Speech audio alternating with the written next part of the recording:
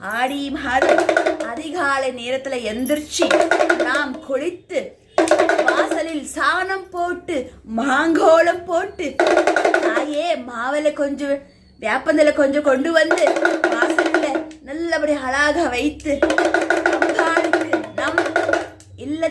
அம்பாளுக்கு நம் இல்லத்துல கூழ் வைத்து மாவில வைத்து அம்மா வாரம்மா தாயேன்னு சொல்லி அம்பாளுக்கு சாம்பிராணி போட்டு தாயார இந்த ஆடி மாதத்துல எந்த பெண்ணா இருந்தாலும் பரவாயில்ல, ஆணா இருந்தாலும் பரவாயில்ல, தம்பதி சமேதராக இருந்தாலும் பரவாயில்ல, அம்பிகைக்கு மனதார பிரார்த்தனை பண்ணுங்க, உண்மையான பக்தியை கொடுங்க.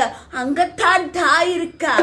ஆடி மாதம் அல்லவா, கூப்பிட்ட உடனே வரும் தாய் அல்லவா என் தாயே, அம்மன் தாயே, மாசாணியாக வந்தாயா, நீ காளியாக வந்தாயா, இல்ல சமயபுரம் மாரியாக வந்தாயா, இல்ல ஆதிசக்தியாக வந்தாயா, என் ஊரை காக்க அம்பிகை தாயாக வந்தாயா, திரிபுர சுந்தரிய திரிசூலி தேவி அம்பிகை தாயாக வந்தாயா, என் ஊரை காக்கும் எல்லை காக்கும் கிராமத்தை காக்கும் கிராம தேவியராக வந்தாயா, அம்மன் தாயே திரிசூலி தேவியே திரிபுர சுந்தரியே அம்மன் தாயே நீ வந்தாயா, வாருவம்மா இந்த மகளை பார்க்கன்னு சொல்லி மனதார பிரார்த்தனை பண்ணி பாருங்களே.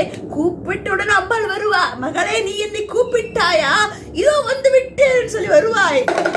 பக்தி கேட்டப்ப அம்பாள் வந்து தருவாய். நல் எண்ணத்துடன் நல் மனத்துடன் அம்பாளை பிரார்த்தனை பண்ணுங்க.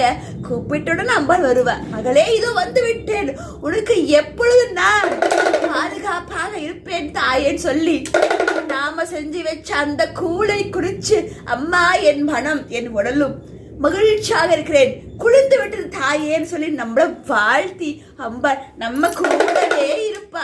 நம்ம ஊரை காக்க அம்பிகையாக இருப்பா. உலகத்தை காக்க ஆதிசக்தியாக இருப்பா. இது தார் உண்மை அல்லவா?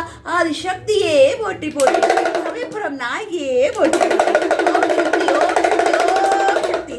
ஓம் நமச்சிவாய. அம்மையப்பனே போற்றி, ஈஸ்வரரே போற்றி போற்றி. இதோ அன்பு மகளின் வாக்கு உங்களுக்கு. இதுதான் உங்களுக்கு ஊர் மக்களே. நல்லபடி ஆடி மாதத்துல அம்பாளை வழிபாடு பண்ணுங்க. உங்க பக்திக்கு ஏற்ற மாதிரி பண்ணுங்க.